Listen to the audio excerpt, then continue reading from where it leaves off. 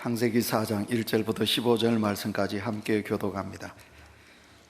아담이 그의 아내 하와와 동침하매 하와가 임신하여 가인을 낳고 이르되 내가 여호와로 말미암아 득남하였다 하니라.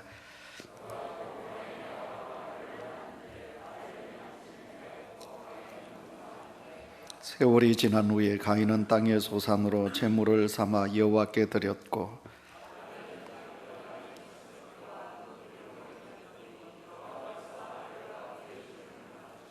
가인과 그의 제물은 받지 아니하신지라. 가인이 몹시 분하여 안색이 변하니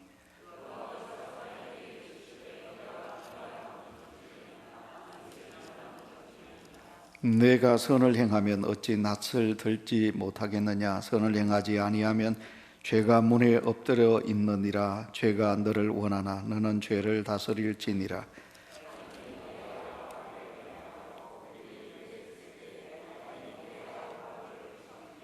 여호와께서 가인에게 이르시되 내 아우 아벨이 어디 있느냐. 그가 이르되 내가 알지 못하나이다. 내가 내 아우를 지키는 자니이까.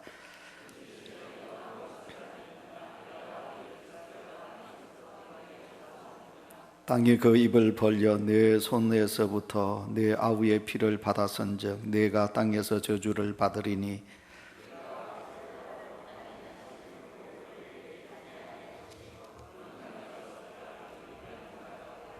가인이 여호와께 아뢰되 내 죄벌이 지기가 너무 무거운니이다.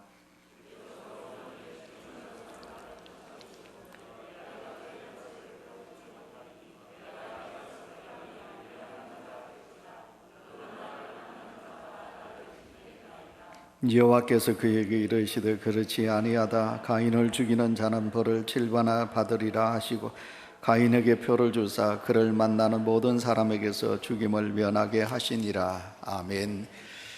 지난주는 제가 광야에 대한 첫 시간으로 하나님이 하나님의 백성들을 왜 광야로 이끄셨을까 여기에 대해서 우리가 세 가지로 생각을 해봤습니다. 여러분 설교 요약을 보시면 말씀하고 있지요. 여러분 하나님의 백성을 그 광야로 이끄신 첫 번째 이유가 뭐냐면 하나님을 잊지 않게 하시기 위함이라 그런 것이고요. 그 다음에 두 번째로는 낮추시기 위함이라. 그러니까 하나님의 백성들은 이 세상에서 교만한 자로 살아가서는 아니 되고 하나님의 사람은 겸손하게 살아야 되게 하시기 때문에 하나님은 우리를 광야로 내모신다고 그랬고요. 그 다음에 세 번째로는 징계입니다. 훈련을 하게 하시기 위해서 하나님은 우리를 광야로 내모신다고 그랬습니다. 저는 계속해서 광야 시리즈로 여러분에게 말씀을 준비해서 전하도록 하겠습니다. 오늘은 두 번째 시간으로 광야는 인간 실존을 만나는 곳이다, 그런 제목으로 말씀을 드리도록 하겠습니다. 여러분 성경은 증언하고 있고 많은 믿음의 선진들이 우리에게 말하고 있습니다. 그게 무엇이냐 하면 하나님이 택한 하나님의 백성들이 이 땅에서 신음하고 우리가 이 세상에서 힘들어할 때 우리가 하나님을 향하여 기도하면 하나님은 우리에게 응답해 주시는 분이시다 라고 성경은 또 믿음의 선진들은 그렇게 말하고 있습니다. 하나님은 그의 자녀들의 지극히 사소한 요청에도 외면하지 아니하시고 적극적으로 반응하시며 응답해 주시는 분이십니다. 사실 지나온 날들을 우리가 돌아보시면 우리는 지난 날들 속에 하나님의 임재가 있었습니다. 하나님이 내게 가까이 다가오셨습니다. 하나님께서 내게 역사하여 주셨습니다. 내가 힘들고 어려울 때 내가 여호와 하나님이여 하고 내가 하나님을 부르짖으면 그 하나님께서는 내 소리를 들으시고 내게 다가오셔서 내 모든 무거운 짐을 져주셨고 나와 함께하여 주셨습니다. 그런데 어느 날부터 하나님을 향하여 내가 부르짖었는데도 하나님께서 내 기도에 응답이 없는 것 같이 내 신앙에 메마름이 있는 것 같습니다. 어느 순간부터 하나님의 임재가 내게 느껴지지 않는 것 같을 때가 있습니다. 기도도 했는데 하나님께서 내 기도에 응답이 없는 것 같은 그런 생각이 들 때가 있습니다.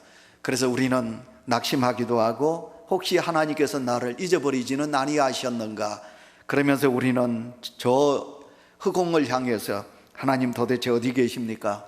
왜 전에는 하나님께서 내게 응답하여 주셨는데 왜 지금 내게 응답하지 않으십니까? 왜 말씀이 없으십니까? 하면서 우리는 허공을 향하여 소리를 칠 때도 있었을 것입니다. 날마다 메마른 삶의 한복판에서 애타게 하나님을 찾으며 그에게 그렇게 묻곤 했습니다. 그런 분들을 향해서 하나님께서는 뭐라고 말씀하시느냐 하면 너는 이제 광야로 나가거라. 하나님께서 그렇게 말씀하십니다. 사실 신실하신 하나님은 언제나 한결같이 우리 곁에 계십니다. 우리를 저버리지 아니하시고 떠나지도 않으신다고 약속하여 주셨습니다. 온유교회 사랑하는 성도 여러분, 기억하십시오. 내 삶에서 하나님의 임재가 느껴지지 않고 그분의 말씀이 공허하게 들려온다는 것은 문제가 하나님께 있는 것이 아니라 그 문제는 내게 있다는 사실입니다. 우리는 번화한 도시의 바쁨 속에서 정신없이 살다 보니 하나님의 세미한 음성을 듣는 시간을 우리는 놓쳐버리고 있습니다. 화려한 번영의 문화에 취해서 하나님이 내 곁에 계신다는 사실조차 우리는 잊어버리고 살아갈 때가 너무 많이 있습니다. 그래서 하나님의 앞에 왔지만, 하나님 앞에 내 몸은 왔지만 내 마음은 하나님에게서 멀어지는 안타까움이 있을 때가 있다는 거지요. 그렇기 때문에 오늘을 사는 우리 온유교회 성도 여러분이요, 우리는 모든 그 바쁨과 화려함을 뒤로 하고 이제 우리는 광야로 들어가야 보셔야 하겠습니다. 그런데 성도들은 광야를 별로 좋아하지 않습니다. 왜 그럴까요? 제가 지난 시간에 광야는 이런 것이다 라고 제가 서론적으로 말씀을 드렸습니다. 광야는 메마른 곳이거든요. 광야는 외로운 곳이거든요. 광야는 불편한 곳이거든요. 광야는 사람이 살기가 어려운 곳이기 때문에 그렇습니다. 광야는 하나님이 내게 주셨다는 생각보다는 내가 아니라는 것입니다. 그래서 그 광야에서는 하나님의 복이 없다고 생각이 들 때가 있기 때문에 그렇습니다. 광야에서는 성장과 발전이 느껴지지 않습니다. 오히려 후퇴하고 있는 것만 같은 기분이 들 때입니다. 하나님의 임재가 커지기는커녕 하나님께서 나를 버리셨다고 생각할 수 있는 곳이 바로 광야이기 때문에 그렇습니다. 그래서 사람들은, 특별히 하나님의 성도들은, 제가 아까도 말씀드렸습니다만, 왜 하나님이 나를 버리셨을까? 왜 하나님께서 내 기도를 들어주지 않으셨을까? 왜 하나님께서 나를 광야로 이끄시는가? 이렇게 하나님을 향하여 원망하게 된다는 거지요. 성도 여러분, 우리는 진짜 광야에 가본 적은 없습니다. 그러나 우리는 마음속에, 내 심령 속에, 감정 속에 광야를 가지고 살아갈 때가 참 많이 있습니다. 인생을 살다 보면 기쁘고 좋은 날이 있으면 얼마나 좋겠습니까? 기쁜 날도 있지요, 행복한 날도 있지요. 그러나 그렇지 못한 날들도 너무 많이 있지요. 살다 보니 자녀들의 문제 때문에 내 마음이 광야가 될 때가 있다는 것입니다. 물질 때문에, 직장 문제 때문에, 사람들과의 관계 때문에, 그래서 내 마음이 메마른 사막 같은 광야를 내가 경험할 때가 있다는 것입니다. 그리고 인생의 광야에서 만나는 어려움들은 우리를 더 힘들게 하지요. 화려한 도시의 거리에서 넘쳐나는 대중들 속에 있으면서도 철저하게 혼자라고 외면하는 외로움을 경험할 때도 우리 속에 있는 거지요. 그러나 성도 여러분, 우리가 하나님께 순종할 마음만 있다면 여러분, 광야는 그렇게 나쁘지 않다고 저는 그렇게 말씀드릴 수 있겠습니다. 이해가 되지 않는 말처럼 들리겠지만 하나님께서는 한 번씩 우리를 더 하나님의 사람으로 만들기 위해서 메마르고 외로운 땅으로, 광야로 우리를 내모실 때가 있다는 거지요. 합력하여 선을 이룬다. 오늘 아침에도 제가 명성교회 김삼한 목사님의 설교를 들어보니까 합력하여 선을 이루신다고 말씀하시더라고요. 합력하여 선을 이루시는 하나님은 새로운 역사를 위해 우리를 훈련시키시고 정화시키시고 강화시키시고 우리를 더 단련하시기 위해서 광야로 서게 하실 때가 있다는 것입니다. 여러분, 잊지 마시기를 바랍니다. 우리는 광야를 잘 통과하면 하나님의 은혜를 더 맛보게 됩니다.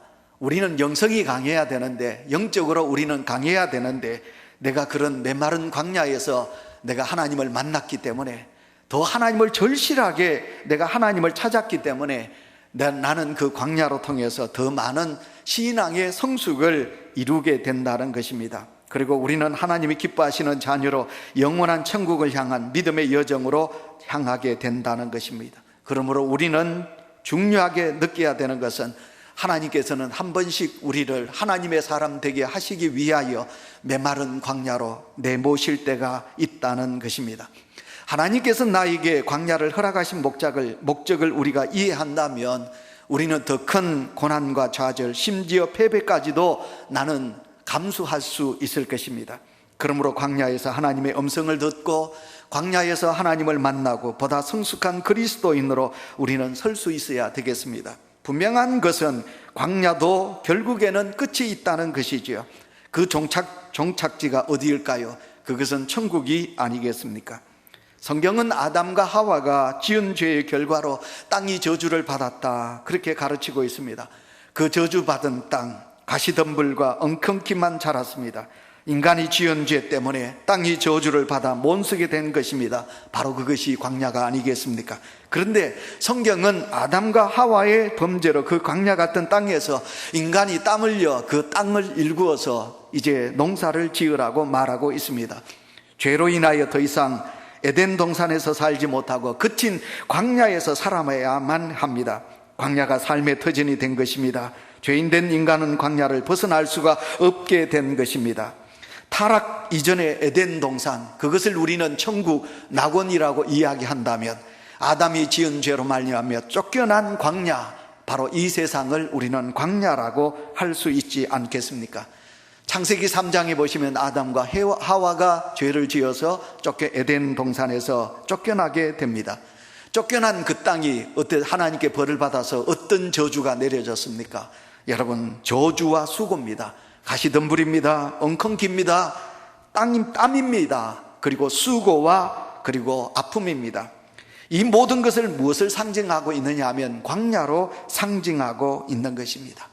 오늘 본문 속에 여러분, 오늘 성경을 읽으면서 별로 여러분에게 좋은 어감이 나오지는 아니하였을 것입니다. 그러나 하나님은 오늘도 창세기 4장을 오늘 광야에 대한 말씀으로, 인간 실존에 대한 말씀으로 하나님께서 우리에게 주고 계십니다. 오늘 본문에 보시면 우리가 알고 있는 그대로 가인이 동생을 쳐 죽였습니다. 돌로 쳐 죽인 곳이 어디냐면 광야입니다. 여러분, 그에게 주어진 형벌도 광야였습니다. 특별히 우리는 광야에 서 있는 가인의 모습, 타락한 인간의 실존을 만날 수가 있는 것입니다. 오늘 본문의 사건은 하나님께서 창조하신 인간 본래의 모습을 파괴하고 오염시킨 죄의 영향력이 얼마나 뿌리가 깊은지, 그리고 그 결과가 얼마나 추악한 것인가를 오늘 성경은 우리에게 말씀하고 있습니다. 자, 그렇다면 여러분, 오늘 가인을 통해서 하나님께서 우리에게 주신 말씀, 인간의 실존, 오늘 인간이 어떠냐, 실제적인 인간의 모습은 어떤 것인가 하는 것을 세 가지로 우리에게 말씀하고 있습니다. 첫 번째, 타락한 인간의 내면에는 끝없는 시기와 미움이 존재하고 있다는 것이 인간의 실존입니다. 오늘 본문에 보시면 가인과 아벨은 각각 땅의 소산과 양의 새끼로 제물을 쌓아서 하나님께 제사를 드렸습니다. 물론 이들이 선택한 제물은 그들의 직업에 따른 거지요. 그런데 오늘 4절을 보시면 하나님께서는 아벨의 제사는 받으시고 가인의 제사는 받지 않으십니다. 여러분, 사람은 자식도 편애하더라고요. 마지를 더 사랑하고, 옛날 부모들은 딸보다 아들을 더 사랑하고, 그러나 여러분, 사람은 편애해서 아벨을 더 사랑할 수 있을는지 모르지만 우리 하나님은 그러신 하나님이 아니십니다. 여러분, 4절에 보시면 하나님은 아벨의 제사를 받으시고 가인의 제사를 받지 않으십니다. 왜 그러실까? 왜 하나님께서는 가인의 제사는 외면하고 아벨의 제사는 왜 받지 않으실까? 그건 두 가지로 우리는 알고 있습니다. 다시 말씀드리겠습니다. 첫 번째, 하나님은 아벨의 마음과 정성을 하나님께서는 받으십니다. 마음과 정성입니다. 하나님은 아벨이 가지고 있는 그의 마음, 정성, 그런데 가인은 그 마음 속에 형식적인 제사가 있었다는 것입니다. 그래서 오늘 성경을 보시면 본문 속에 아벨과 그 제물, 가인과 제물, 그 제물이라고 말씀하고 있습니다. 여기서 우리는 하나님께서 제사를 받으실 때 그 제물을 받으신 것이 아니라 그 제물을 드리는, 제사 제물을 드리는 그 당사자의 인격과 마음을 하나님은 받으신다, 그런 것입니다. 그래서 하나님께서는 아벨의 제사는 마음은 받으시지만 가인이 하나님을 향한 마음이 없는 그 제사는 하나님이 받지 않으신다 하는 거지요. 그 다음에 두 번째로는 믿음 때문에 그렇습니다. 아벨은 믿음으로 제사를 드린 반면에 가인은 믿음이 없는 제사를 하나님께 드리고 있습니다. 히브리서 11장 4절 우리가 화면을 보시겠습니다. 믿음으로 아벨은 가인보다 더 나은 제사를 하나님께 드림으로 의로운 자라 하시는 증거를 얻었으니 하나님이 그 예물에 대하여 정언하심이라. 그가 죽었으나 그 믿음으로서 지금도 말하느니라. 아멘. 여기서 주목할 것은 아벨이 믿음으로 더 나은 제사를 드렸다. 성경은 그렇게 말씀하고 있습니다. 그러니까 하나님은 아벨의 태도에서 그의 의로움과 믿음을 보셨기 때문에 하나님은 그 아벨의 제사를 받으십니다. 반면에 가인의 태도에서 그의 악함과, 그러니까 무성의함, 성의가 없는 무성의함 밖에 볼 수 없었기 때문에 하나님은 그 가인의 제사를 받지 않으신 것입니다. 결국 하나님이 원하시는 제사는 온 마음과 정성을 다하여 기쁘게 즐거운 마음으로 드리는 제사를 하나님은 받으신다는 사실을 우리는 여기에서 알 수 있는 것입니다. 그리고 하나님이 원하시는 제사를 우리는 드려야 한다는 것을 우리는 여기에서도 깨달을 수가 있는 것입니다.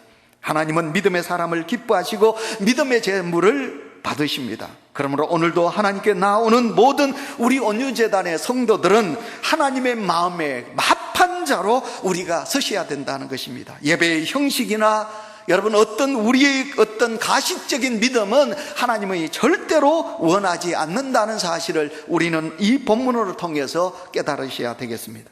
그런데 오늘 본문 5절에 보시면 동생 아벨의 제물을 받으시고 자신의 제물을 받지 않으시는 상황에서 가인의 반응이 나타나고 있습니다. 5절 보겠습니다. 다 같이 읽습니다. 시작.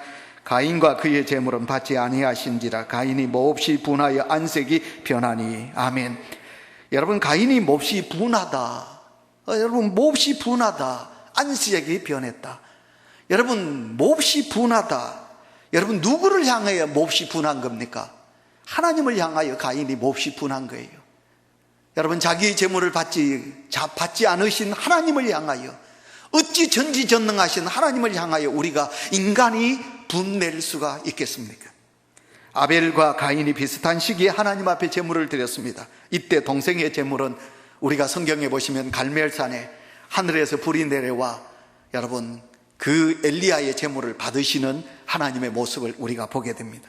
그래서 여러분, 하나님이 하늘에서 불이 내려와 가지고 자기의 제물은 태우지 않으시고 아벨의 제사를 태우시는 모습을 보고 여러분, 가인은 어때야 될까요? 그가 무릎을 꿇어야지. 하나님 앞에, 하나님 죄송합니다. 하나님, 제가 잘못했습니다. 제 껍데기밖에 없군요. 내 믿음이 껍데기밖에 없군요. 내가 오늘 이 제물을 나는 성의껏 준비하지 못했네요. 하나님, 다음에는 제가 철저하게 준비하겠습니다. 하나님의 기뻐하시는 제물을 내가 준비하겠습니다. 가인이 그래야 되겠지요. 그런데 오늘 이 본문 속에 보시면 가인이 분하고 가인이 어떻게 합니까? 그 가인의 마음속에는 시기와 그리고 살인하는 악독의 마음이 그 가인의 마음속에 자리 잡고 있는 것을 우리가 보게 됩니다. 여러분, 오늘도 하나님께서 우리의 예배를 받지 않으셨다고 생각하면 어때야 될까요? 우리는 하나님 앞에 바로 서야 되겠지요. 여러분, 악인의 특징 가운데 하나가 있다면, 그러니까 가인이 자기의 제사를 받지 않는 것을 그는 시기하는 마음을 가질 거예요. 누구를 향하여 시기하느냐 하면 동생을 향하여 시기하고 미워하는 마음을 가지게 되었다, 그런 것입니다. 악인의 특징 가운데 하나, 옛날에 여러분 시어머니와 관계가 좋지 않으면 시어머니에게 꾸지람을 들으면 그 며느리는 누구를 조지느냐 하면 자기 자식을 조져요. 시어머니가 듣는 가운데 시어머니가 보라는 듯이 자기 자식을 향하여 매를 드는 그런 여러분 며느리가 옛날에 많이 있었지요.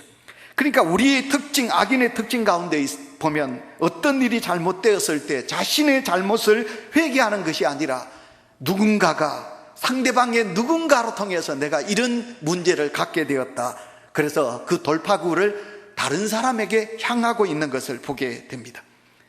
여러분, 그래서 결국에는 가인처럼 감정적으로 타인에게 고난을 주는, 대응하는 죄를 우리가 범할 때가 있다는 것입니다. 그것이 바로 이어지는 말씀 속에 보시면 안색이 변했다, 이 표현은 가인의 얼굴이 굳어졌다, 감정이 굳어졌다, 그렇게 말할 수가 있습니다. 그런데 하나님께서 가인의 이 마음과 표정을 보셨습니다. 그래서 하나님께서는 가인에게 다시 묻습니다. 6절 읽겠습니다. 다 같이 읽습니다. 시작.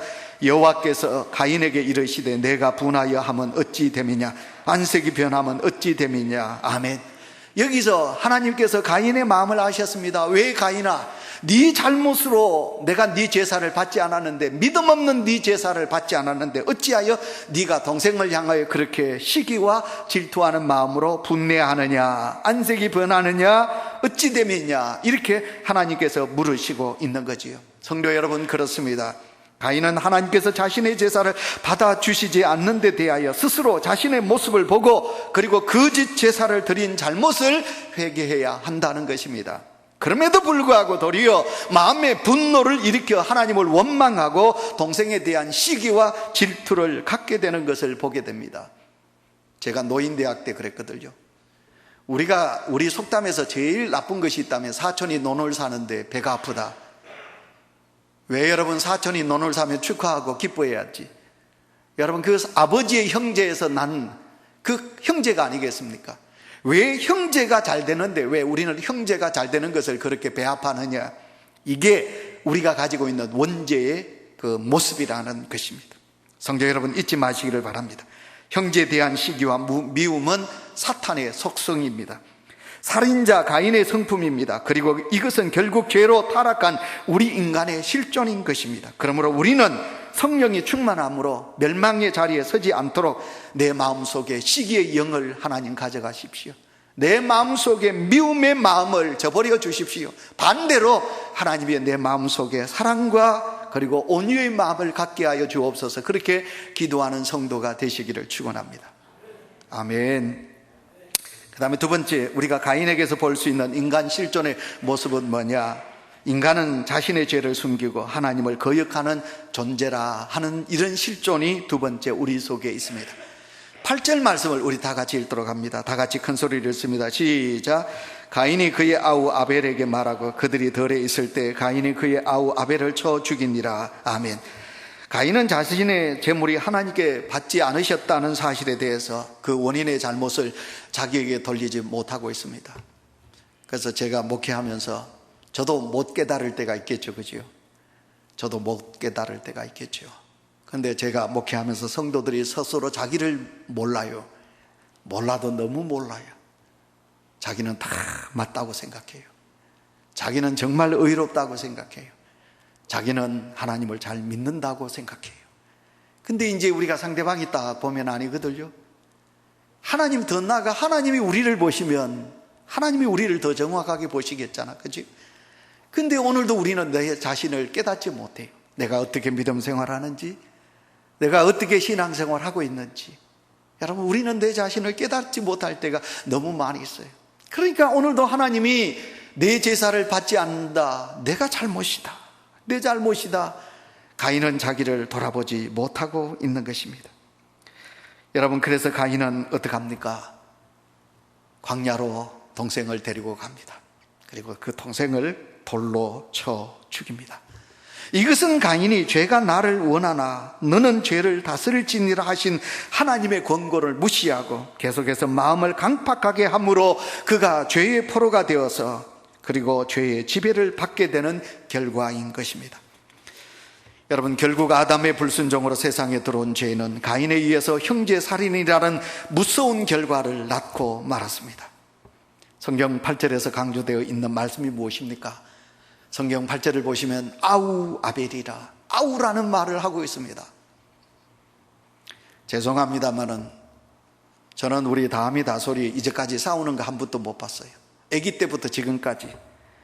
근데요, 그 형제가 얼마나 우애가 있는지요, 형이 동생을 얼마나 생각하는지 모릅니다.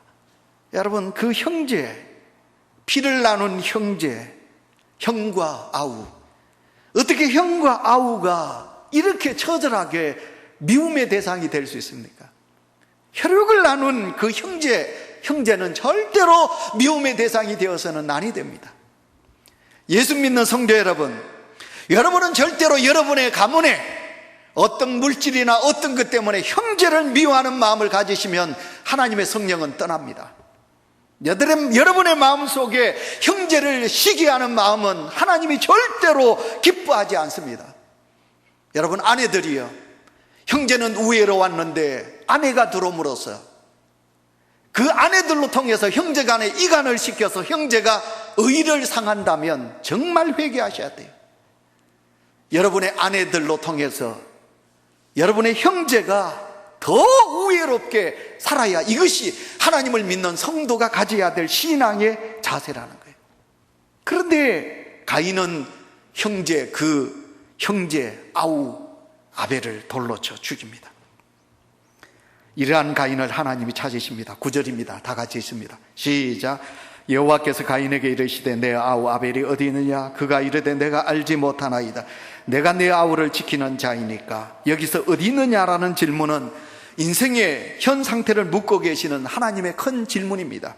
최초로 범죄한 아담에게 하나님께서 아담아 네가 어디 있느냐, 하나님께서 최초로 하나님 물으셨던 그 물음을 또다시 가인, 동생을 주인 가인에게 하나님께서는 또 물으십니다. 내 동생 아벨은 어디 있느냐? 여러분, 가인의 대답이 얼마나 뻔뻔스럽고 가정합니까? 그가 하나님을 향하여 내가 알지 못하나이다, 내가 내 아우를 지키는 자입니까? 가인은 내 아우 아벨이 어디 있느냐는 하나님의 질문 앞에 하나님께 대답하기를 내가 내 동생을 지키는 자입니까? 회개해야죠, 그죠? 왜 하나님께서 부르셨을까요? 왜 하나님께서 가인에게 물으셨을까요? 가인의 잘못을 지적하고 너는 이런 죄를 지었다, 네가 동생을 죽였노라, 회개하라, 그러면 내가 네를 용서하리라. 근데 하나님께서 가인을 회개시키기 위하여 불렀는데 가인은 내 동생이 어디 있는지 내가 모른다, 내가 그 동생을 지키는 자입니까? 이렇게 대답하십니다. 하나님은 자비하신 하나님이십니다. 하나님은 자비로우시니까 다시 한 번 더 하나님은 가인에게 회개의 기회를 갖게 하십니다. 11절. 땅이 그 입을 벌려 내 손에서부터 내 아우의 피를 받았은즉 내가 땅에서 저주를 받으리니. 결국 하나님의 회개의 기회를 가인은 놓치고 만 것을 보게 됩니다. 가인은 죄 없는 아벨의 피를 땅에 흘림으로써 땅은 더럽게 만들었습니다. 그러므로 이제 가인은 그 땅에서부터 저주들을 받게 된 것입니다. 범죄한 아담과 하와는 에덴 동산에서 쫓겨나는 형벌을 받았지만 살인자 가인은 그 땅으로부터 다시 토해지는 저주를 받게 되었습니다. 그 땅에서 토해지는 저주의 구체적인 결과가 바로 오늘 성경 12절에 나오는데, 그것은 아무리 열심히 땅을 일구어 먹어도 우리는 기근 속에 우리는 어렵게 살아갈 수밖에 없다 하는 것을 성경은 말씀하고 있습니다. 가인은 농사를 짓는 사람입니다. 땅은 옥토, 농사는 땅이 여러분 비옥해야 그 땅에서 여러분 많은 풍작을 거둘 수 있지 않겠습니까? 그러나 가인 자기가 지은 땅 광야가 됩니다. 메마른 땅이 됩니다. 노력하고 수고해도 그 땅에서 아무 소용이 없게 되는 것을 보게 됩니다. 성경에 제일 먼저 나오는 광야는 아담과 가인의 범죄로 인하여 형벌받은 장소입니다. 그리고 그 광야에서 우리는 죄로 타락한 인간의 실존이 어떠한 것인가를 우리는 보게 됩니다. 그렇다면 우리가 어떻게 해야 되겠습니까? 이 자리에 계신 사랑하는 온유교회 성도 여러분, 우리는 어떻게 해야 할까요? 우리의 실존 속에 미움이 자리 잡았고 있다는 사실입니다. 우리는 시기가 우리의 인간의 마음속에 자리 잡고 있다는 것입니다. 그러면 우리의 실존을 깨달아서 우리는 어떻게 해야 될까요? 하나님 앞에, 하나님께서 네가 어디 있느냐, 네 동생 아벨은 어디 있느냐 하나님이 물으실 때 내 자신을 돌아보고, 그리고 우리가 하나님 앞에 내 실존을 깨닫고 하나님 앞에 회개하는 자로 나아갈 수 있어야 되지 않겠습니까? 이런 믿음이 우리 모든 성도들에게 있으시기를 축원합니다. 그런데 가인은 어땠을까요? 우리는 여기에서 하나님 없는 타락한 인간의 세 번째 실존을 우리는 찾을 수 있습니다. 세 번입니다. 그것은 하나님을 떠나 허영으로 가득 찬 도시의 건설입니다. 가인이 하나님 앞에 떠났습니다. 그들은 이제 도시 건설을 하게 됩니다. 하나님을 떠난 그를 더 이상 보호해 줄 사람이 없었기에 살인자였던 그는 항상 생명의 위협을 느끼고 살아갈 수밖에 없었습니다. 그래서 그는 가정을 이룬 후에 가족을 지키기 위하여 새로운 성을 쌓고 그 안에서 살았던 것입니다. 그런데 범죄한 가인이 하나님을 떠나 최초로 한 일은 무엇인지 압니까? 성도 여러분, 그것은 바로 도시 건설이라는 것입니다. 타락한 인간이 가인처럼 정처 없이 떠돌아다니는 방랑자의 신세가 되지 않기 위해서 스스로 자기를 이렇게 보호할 수 있는 그런 방음막을 건설하게 되는데, 그것이 어디냐 하면 그것이 도시라는 것입니다. 우리는 설교를 들으면서 자주 들었지요. 광야는, 자연은 하나님이 만드셨고 도시는 누가 만들었느냐? 광야와 대치되는 도시는 사람이 만든 것입니다. 하나님은 자연을 만드셨고 인간은 도시를 만들었습니다. 광야에서 유리 방황하며 살아가던 인간들은 정착할 곳을 만들기 위해 도시를 세웠다는 것입니다. 여러분, 성경에서 도시는 죄의 상징으로 묘사하고 있습니다. 최초의 도시 자체가 하나님을 떠난 인간의 작품이었습니다. 아벨도 하나님에 대하여 지어진 것이었습니다. 여러분, 우리가 성경을 보시면 도시, 최초로 나오는 도시가 어디입니까? 소돔 고모라 땅. 롯이 가족이 머물렀던 소돔 고모라 땅, 그 땅이 바로 도시입니다. 여러분, 니느웨 성을 하나님은 무너뜨리시려고 하십니다. 그 바로 니느웨 성이 어디신가요? 바로 도시라는 것입니다. 마찬가지로 지금도 인간은 하나님을 떠나서 자꾸만 도시를 만들고 있습니다. 다시 말하면 그 도시는 인간을 위한 문화, 인간을 위한 어떤 쾌락의 장소, 화려한 곳, 매혹적인 곳, 우린 그것을 도시라고 말할 수 있습니다. 도시는 이런 가인의 문화가 지배하고 있습니다.